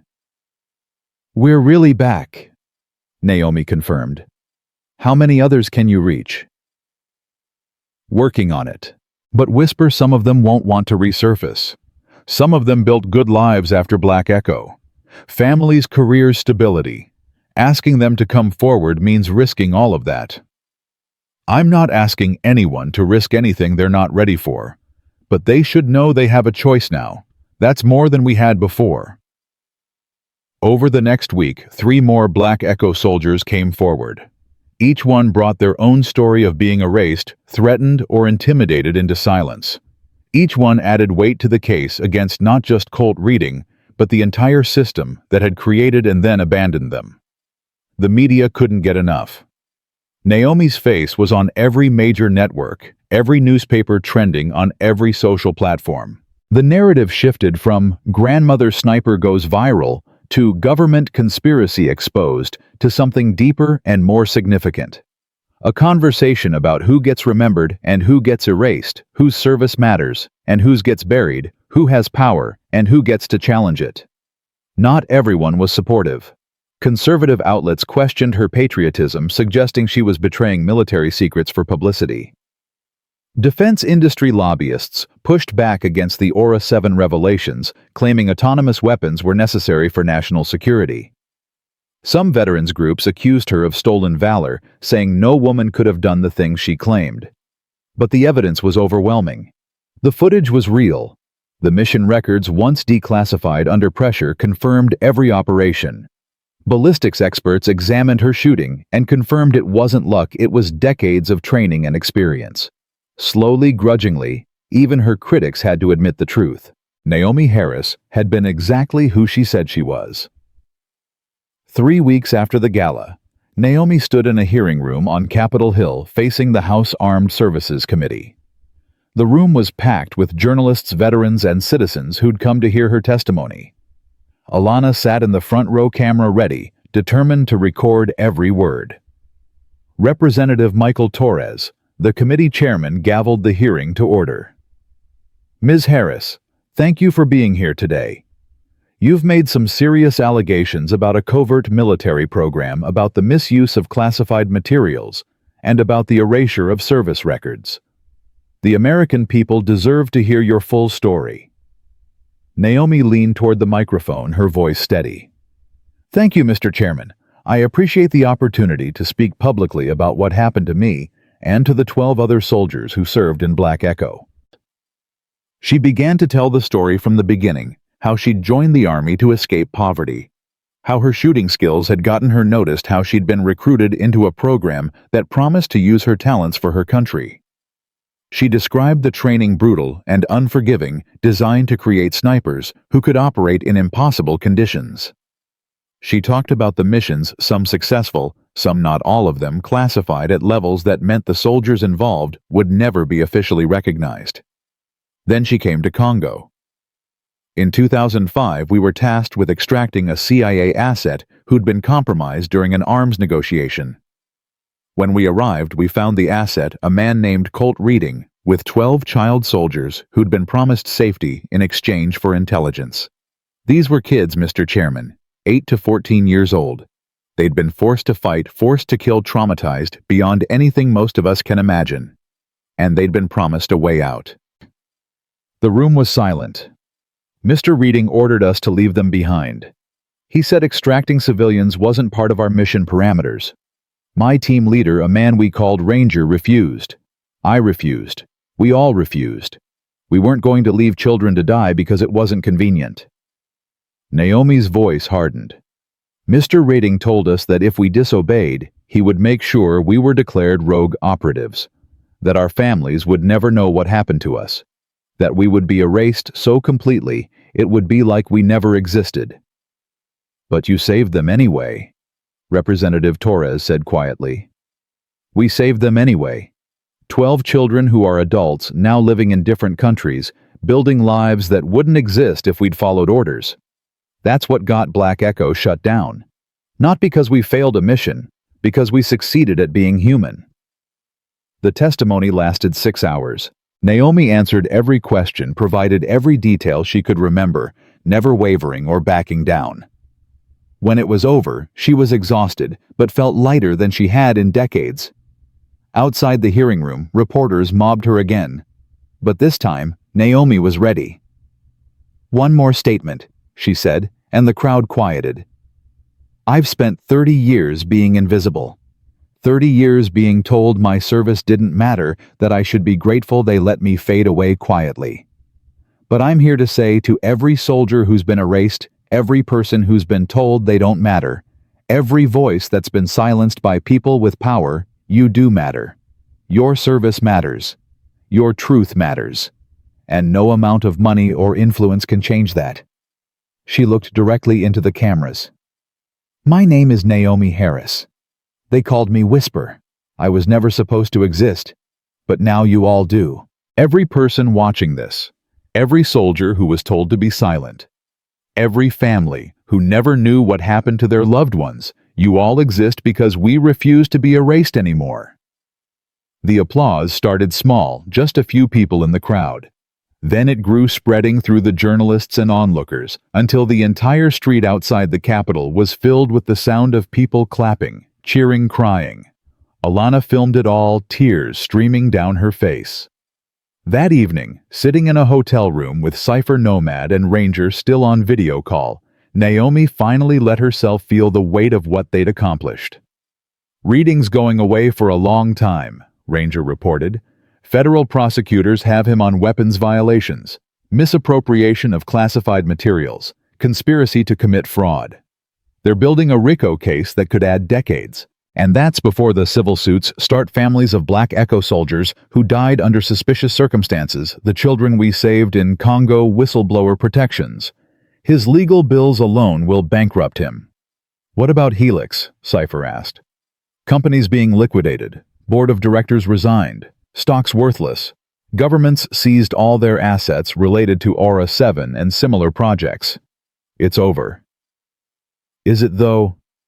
Nomad's voice was skeptical. "Reading's just one man. There are others doing the same things, building the same weapons, erasing the same soldiers. We cut off one head, but the beast's still alive." "Then we keep fighting," Naomi said simply. "Not with guns this time, with truth, with testimony, with making sure the next generation doesn't have to be invisible just to serve their country. There's talk in Congress about new legislation," Ranger added. "The Ranger Act, they're calling it, protections for covert operatives, mandatory documentation of all special programs, whistleblower protections for soldiers who report misconduct. It's got bipartisan support." "Will it pass?" "After what you did, after the testimony and the footage and the national attention." "Yeah, whisper. I think it will." Naomi stood and walked to the window, looking out at Washington, D.C. lit up in the darkness. A lifetime ago, she'd been a girl in Mississippi who learned to shoot with her grandfather's rifle. Then she'd been Whisper, a ghost who fought in wars nobody acknowledged. Then she'd been Naomi Harris, invisible and forgotten, just another old woman the world had decided didn't matter. Now she was something else entirely, a witness, a symbol, a reminder that truth could still matter, that justice could still happen, that power could still be challenged by people who refuse to stay silent. "What happens now?" Alana asked, joining her at the window. "To you, I mean. What do you do after all this?" Naomi was quiet for a long moment. "I think I go home, back to Mississippi, see the places I came from, remember who I was before all of this. And then I figure out what Naomi Harris does when she's not being Whisper anymore." She smiled at her niece. "Maybe I teach kids to shoot, the right way, with respect and discipline and understanding that a gun isn't a toy, it's a responsibility. You'd be good at that." "Maybe. Or maybe I just sit on my grandfather's porch and watch the world go by for a while. I've earned that much." But even as she said it, Naomi knew she wouldn't be able to sit still for long. There were still Black Echo soldiers out there, still stories to tell, still systems to change. The fight wasn't over, it was just beginning. Her phone buzzed with a message from an unknown number. She opened it and her breath caught. "Thank you for saving my life. I was one of the children in Congo. I'm a doctor now, working in Kinshasa. Because of you, I got to grow up. Because of you, I get to help others. You were never invisible to us. With gratitude, Emmanuel." Naomi showed the message to Alana, who immediately started crying again. "This is why it mattered," Alana said. "This is why all of it mattered." "Yeah," Naomi whispered. "Yeah, it is." Over the next few days, more messages came. From the other children they'd saved. From soldiers who'd served with Black Echo members. From people who'd been inspired by her story to speak their own truths. Each message a reminder that invisibility had only ever been an illusion, that the work she'd done, the lives she'd saved, the principles she'd defended, had always mattered, even when nobody was watching. Colt Reading's arraignment made national news. He pleaded not guilty to all charges, his lawyers already preparing a defense based on national security and following orders. But the evidence was overwhelming, and the public sentiment was firmly against him. The man who'd built an empire on erasing people had finally been exposed himself. Naomi didn't attend the arraignment. She'd said what she needed to say. The justice system would do the rest. Instead, she spent the day with Alana planning the series of investigative articles that would tell the full story of Black Echo. They worked with Ghost to identify still classified operations that deserved to be declassified. They connected with the families of soldiers who'd died, giving them the answers they'd been denied for decades. And slowly, methodically, they rebuilt what had been erased. Not just the historical record, but the dignity of soldiers who'd been told they didn't deserve to be remembered. A month after the hearing, the Department of Defense issued an official statement acknowledging Black Echo's existence and commending the soldiers who'd served in it. It wasn't an apology. Government bureaucracy rarely apologized for anything, but it was recognition. It was official. It was real. The soldier known as Whisper had finally been heard. And in hearing her, the world had changed just a little bit. Not enough, maybe. Not as much as it should. But enough to matter. Enough to give hope to the next person who needed to speak truth to power. Enough to remind everyone that invisible didn't mean powerless. Naomi Harris, who'd spent 30 years being erased, had become impossible to ignore, and that she thought was its own kind of victory.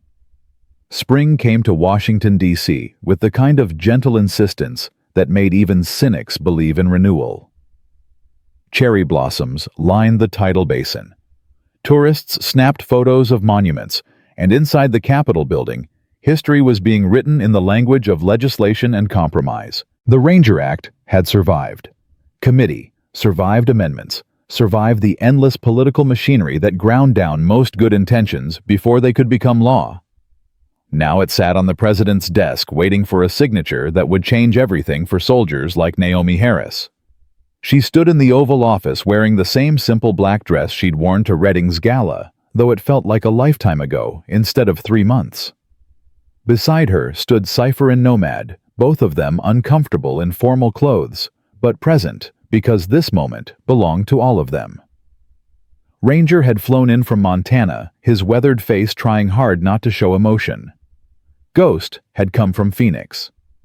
And scattered throughout the room were other Black Echo soldiers who'd finally stepped out of the shadows, 8 in total, the survivors of a unit that officially hadn't existed until Naomi made it impossible to deny. President Rebecca Morrison was younger than Naomi expected, 52, with silver threading through dark hair and eyes that suggested she'd fought her own battles to get to this office. She held the Ranger Act in both hands like it mattered, like it was more than political theater. "Ms. Harris," the president said, "before I sign this, I want to say something that should have been said decades ago. On behalf of the United States government, on behalf of the citizens you protected, on behalf of everyone who benefited from your sacrifice without ever knowing your name, thank you. Thank you for your service. Thank you for your courage. And thank you for refusing to stay silent when silence would have been easier." Naomi's throat tightened. "Thank you, Madam President. But this isn't just for me. It's for everyone who served in Black Echo. It's for the ones who didn't make it home. It's for every soldier who's been told their service doesn't count because it was inconvenient to acknowledge." I know, President Morrison's voice carried genuine emotion. "That's why this matters. The Ranger Act ensures that no soldier can be administratively erased from service records without judicial review. It mandates documentation of all special access programs. It provides whistleblower protections for service members who report misconduct or illegal orders. It establishes an independent review board for examining historical cases of service members who may have been improperly discharged or whose records were destroyed." She paused. "It's not enough. Nothing can fully repair what was done to you. But it's a start." "It's more than a start, ma'am. It's a promise that the next generation won't have to fight the same battles we did." President Morrison signed the bill with a pen that would later be given to Naomi as a memento. The room erupted in applause. Cameras flashed. Alana filmed everything, her journalism credentials now impressive enough to get her into rooms like this one. She'd won 3 awards in the past 2 months for her coverage of the Black Echo story, a Polk Award, an Edward R. Murrow Award, and whispers of a Pulitzer nomination that made her simultaneously proud and uncomfortable. After the ceremony, there was a reception in the East Room. Senators and representatives who'd supported the bill wanted photos with Naomi. Veterans organizations presented her with plaques and commendations. A 4-star general, who'd initially questioned her story publicly, apologized, admitting he'd been wrong to doubt her. It was overwhelming and exhausting and necessary. But the moment that mattered most came when a young woman in an army uniform approached Naomi hesitantly, like she wasn't sure she had the right to speak. "Ma'am, I'm Lieutenant Sarah Chen. I'm a sniper instructor at Fort Benning. I wanted to thank you. Before your story came out, I was one of 3 women in advanced sniper training. Now we have 12. 12 women who know they have a right to be there because you proved what we could do." Naomi took the young officer's hand. "You always had the right to be there, Lieutenant. I just made it harder for them to pretend otherwise. Still, you changed things. You changed everything." After the lieutenant walked away, Cypher leaned close to Naomi. "You know what the hardest part is, realizing we made a difference and never knew it. All those years we thought we were invisible, thought we didn't matter, and the whole time we were changing the world just by refusing to quit. Sometimes the most important battles are the ones nobody sees until they're over," Naomi replied. The following week they held a memorial service at Arlington National Cemetery for the Black Echo soldiers who hadn't survived. The military had finally acknowledged their deaths as line-of-duty casualties, instead of training accidents or administrative discharges. Families who'd been told their loved ones died in car crashes or heart attacks or random violence finally learned the truth that they'd died serving their country in operations that couldn't be acknowledged at the time. 7 names were read aloud, 7 stories told. Martinez, who'd died in Somalia in 2003. Brooks, killed in Afghanistan in 2006. Sutton, whose training accident in 2008 now revealed itself as an assassination by an intelligence asset he'd been investigating. Each name added to the wall of remembrance, each service record restored each family, given the closure they'd been denied. Naomi stood among the graves with her surviving teammates, thinking about how thin the line was between memory and oblivion. If she hadn't walked into that shooting range, if she hadn't made that impossible shot, if Alana hadn't been there to document everything, these names would still be buried under lies and classified stamps. These families would still be wondering what really happened. "They'd have liked this," Ranger said quietly. "Martinez especially. She always said if she died doing this work, she wanted people to know it mattered." "It mattered," Naomi said. "It always mattered. Now everyone knows it." A mother approached them, elderly and bent, but moving with purpose. "Which one of you is Whisper?" Naomi stepped forward. "I am, ma'am. My son was Marcus Sutton. They told me he died in a training exercise. A stupid accident. For 11 years I believed that lie." Tears streamed down her face. "Now I know he died trying to expose corruption. That he died a hero. That's because of you. Because you wouldn't stay quiet." Naomi embraced the woman holding her while she cried. There were no words adequate for this moment, no platitudes that could ease 11 years of false grief. But the truth, painful as it was, gave meaning to the loss. And meaning was everything. The memorial service was broadcast live. Millions watched. The Black Echo story had become part of the national conversation about military accountability, about who gets remembered and who gets forgotten, about the price of secrecy and the cost of truth. Naomi had become, against her will and her nature, a symbol of something larger than herself. But symbols couldn't rest. Symbols couldn't go home. 2 weeks later, Naomi finally did what she'd been promising herself. She returned to Mississippi. The drive from Memphis to Tupelo felt like traveling backward through time. The landscape hadn't changed much. Same pine forests, same small towns, with churches on every corner, same red clay dirt that stained everything it touched. But Naomi had changed. The girl who'd left here in 1982 to join the army had been running from poverty and limited options. The woman returning 43 years later was running towards something she'd lost along the way. Peace, maybe, or at least the memory of what peace felt like. Her grandfather's house was still standing barely. The porch sagged. The paint had peeled away to gray wood, the yard had surrendered to kudzu and wild blackberry. But the bones were solid, and the land still held the same quiet beauty she remembered. Alana had come with her, insisting someone needed to document this part of the story too. The homecoming, she called it. The warrior returning to where she learned to fight. I learned to shoot here, Naomi corrected. I learned to fight everywhere else. They spent 3 days cleaning the house, making it livable again. Neighbors came by, old folks who remembered Naomi as a girl, younger people who'd seen her on the news and couldn't believe someone famous had come from their small town. Word spread fast in communities like this. By the 4th day, a reporter from the Tupelo Journal showed up asking for an interview. "You're a hero," the young reporter said. "What does it feel like to come home after everything you've accomplished?"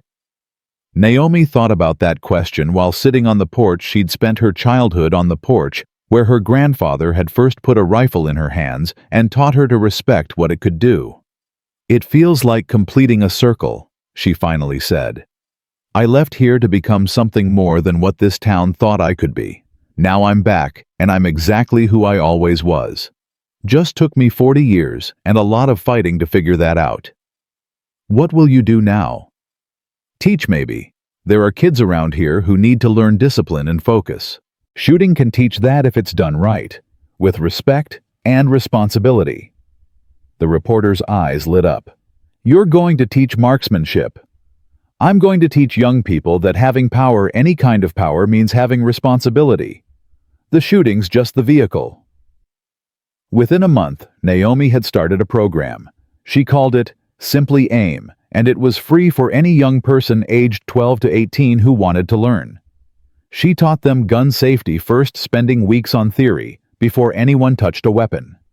She taught them discipline and patience and the mathematics of ballistics. She taught them that pulling a trigger was the easiest part. Knowing when not to pull it was what separated a shooter from a marksman. Most of her students were poor kids, black and white and Hispanic, from families where money was tight and opportunities were scarce. Kids like she'd been. Kids who needed something to focus on, something to excel at, something to give them purpose. One Saturday morning in July, a 10-year-old girl showed up with her grandmother. The girl was small and quiet, her eyes too old for her face. "Her parents are gone," the grandmother explained. "She's been having trouble, acting out. I thought maybe learning something new would help." Naomi looked at the girl and saw herself 40 years ago. "What's your name?" "Destiny." "That's a powerful name. You ready to learn something difficult?" The girl nodded. "Then, let's start." Over the next few months, Destiny became Naomi's most dedicated student. She came every Saturday morning, rain or shine, never complained about the repetitive drills or the strict rules. She listened when Naomi talked about responsibility, about control, about how power without wisdom was just danger waiting to happen. One autumn afternoon, with the Mississippi sun warm on their backs, Naomi finally let Destiny fire her first shot. They'd spent 6 months preparing for this moment, learning safety, practicing stance, understanding ballistics. Now, Destiny stood at the firing line with Naomi's grandfather's Winchester, the same rifle that had started everything. "Remember what I taught you," Naomi said quietly. "Breathe in, breathe out, halfway hold. Settle into the moment.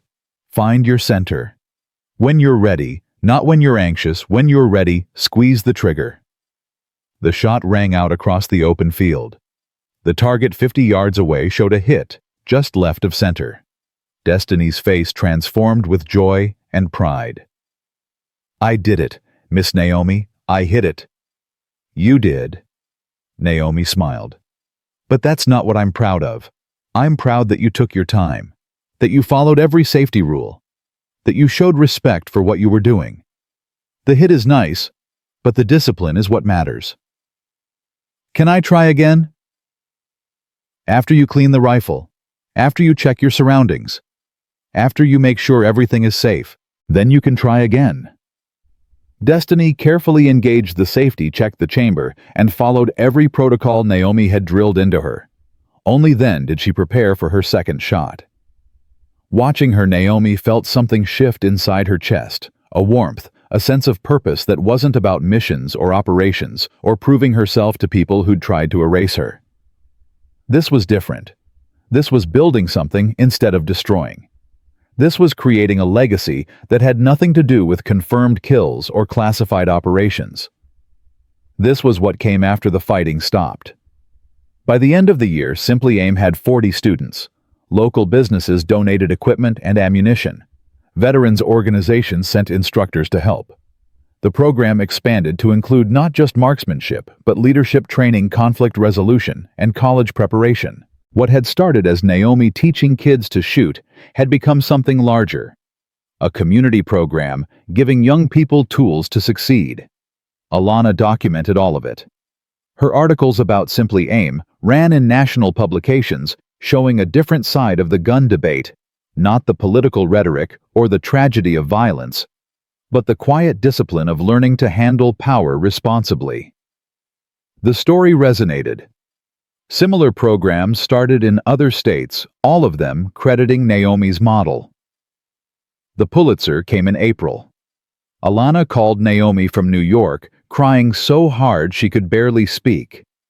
"I won Auntie, the Pulitzer Prize for Investigative Reporting, for the Black Echo series. They said it was exceptional journalism that exposed systemic injustice and gave voice to those who'd been silenced. I'm so proud of you, baby girl. You earned every bit of that. I couldn't have done it without you, without your courage to speak up. And I couldn't have done it without you believing the story was worth telling. We did this together." That summer, President Morrison invited Naomi back to the White House. But this time wasn't about legislation or ceremonies. It was quiet, private, just the president and Naomi in the Oval Office, talking like two women who understood what it meant to fight battles that shouldn't have needed fighting. "I wanted to tell you something," President Morrison said. "When I was a junior senator, barely anyone took me seriously. Woman, minority, young, I had 3 strikes against me in that institution. But I stayed. I fought. I refused to be dismissed. And when I saw what you did, how you refused to be erased, even when powerful people tried their hardest to make you disappear." She paused. "It reminded me why I kept fighting. Your courage gave courage to others, including me." Naomi didn't know what to say to that. The President of the United States telling her she'd been inspired by a 62-year-old woman from Mississippi who just wanted the truth to come out. "We're all fighting the same battle," Naomi finally said. "Just different fronts. You in politics, me in whatever this is. But the battle's the same, making sure people can't be disappeared because they're inconvenient." Well, thanks to you, that battle got a little easier. On the 1-year anniversary of the shooting range video going viral, Naomi stood on her grandfather's porch watching the sun set over Mississippi fields.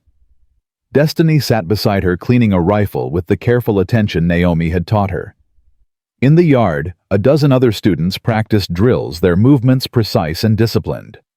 Alana was filming again, but this time it wasn't for an exposé or an investigation. This was for a documentary about what came after the fighting, about how warriors became teachers, how survivors became mentors, how invisible people became legends without ever seeking it. "Miss Naomi," Destiny asked, "do you ever miss it? The missions and the shooting and all that?" Naomi considered the question. Did she miss the adrenaline, the purpose, the clarity of having a target and a mission? Sometimes. But what she'd found here, teaching kids like Destiny to be better than the world expected them to be, that was its own kind of mission. "I miss the people I served with," she said finally. "The ones who understood what we were doing and why it mattered. But the work itself? No, I did what needed doing. Now I'm doing something different that needs doing just as much. Teaching us. Teaching you that you're not limited by what other people think you can be. That's harder than any shot I ever made. Because shooting's just technique. But believing in yourself when nobody else does, that's the real skill." Naomi smiled. "You've been listening." "Yes, ma'am. Always." As the sun dropped below the horizon, painting the sky in shades of orange and purple, Naomi thought about the journey that had brought her back to this porch. From invisible girl to invisible soldier, to invisible woman, to someone who couldn't be ignored, no matter how hard powerful people tried. She'd spent 30 years being Whisper the Ghost, who never missed, who completed impossible missions, who served in operations that officially never happened. But Whisper was just a code name, a role she'd played when her country needed someone expendable to do the impossible. Naomi Harris was who she'd always been, a woman from Mississippi, who learned to shoot from her grandfather, who believed in doing right, even when it cost everything, who refused to be erased from history, because erasure was just another form of dying. Now teaching the next generation to be strong and disciplined and responsible, she'd found something that no mission had ever given her: a sense of legacy that wasn't about death, but about life. About building up instead of tearing down. About creating instead of destroying. Colt Reading was serving 23 years in federal prison. His empire destroyed, his name synonymous with corruption and abuse of power. The Ranger Act had already prevented 3 cases of service members being administratively erased. 7 more Black Echo soldiers had come forward, their records restored, their service acknowledged. And across the country, programs modeled on Simply AIM were teaching thousands of young people that power and responsibility were inseparable. "Miss Naomi," Destiny's voice pulled her from her thoughts. "Can I tell you something?" "Of course, baby." "Before I started coming here, I didn't think I mattered.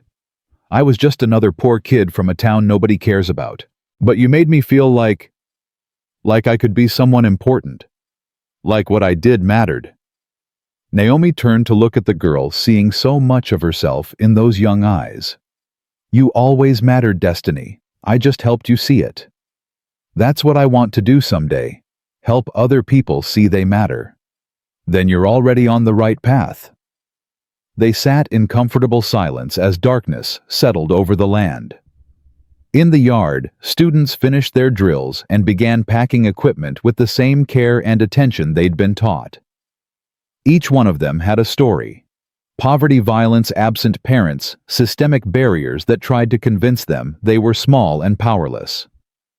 Each one of them was learning through discipline and focus and the careful respect required in handling firearms that they were neither small nor powerless. They were learning what Naomi had learned 40 years ago on this very porch, that a gun wasn't a toy or a status symbol or a solution to every problem. It was a tool that required wisdom, patience, and absolute respect for its potential to do harm. And if you could learn to handle that responsibility, you could handle anything life threw at you. "A gun isn't a toy," Naomi said quietly, the words her grandfather had spoken to her so many years ago. "It's a responsibility. And responsibility is what separates children from adults, amateurs from professionals, people who talk about power from people who understand it." Destiny nodded solemnly. "Yes, ma'am. I'll remember that." "I know you will. You're going to do great things, baby girl. I can see it in you." "Because I'm a good shot." "No. Because you're a good person who's learning to be disciplined and focused and responsible. The shooting's just the vehicle. The person you're becoming is the destination." Alana lowered her camera, the documentary complete. She'd captured everything: the training, the discipline, the transformation of young people learning that they mattered. It would air on PBS in the fall, another chapter in the story of Naomi Harris, the woman who'd gone from invisible to unforgettable without ever seeking the spotlight. Inside the house, Naomi's phone buzzed with messages. News outlets still wanted interviews.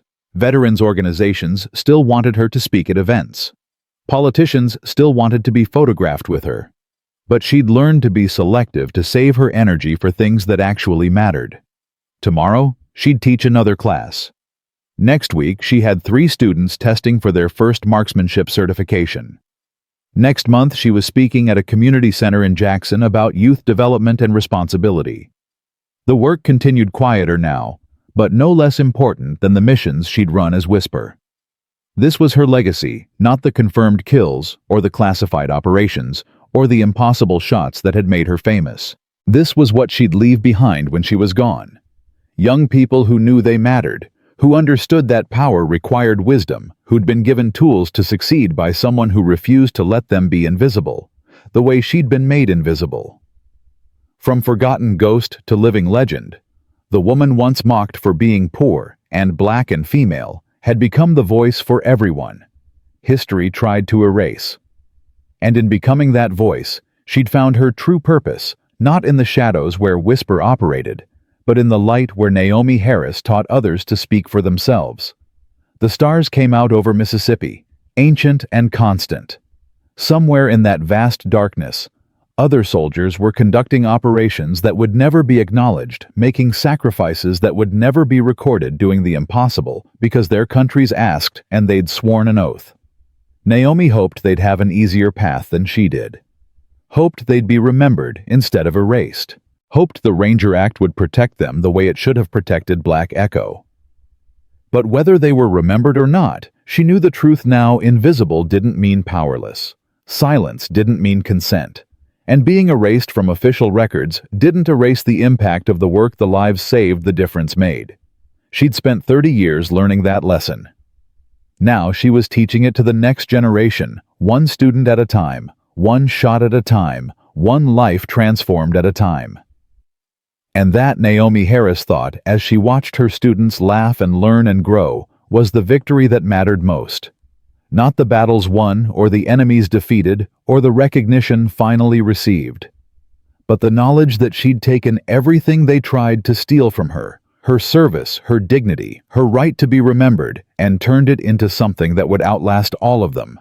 A legacy of truth, a legacy of strength, a legacy that proved invisible people could change the world if only they refused to disappear.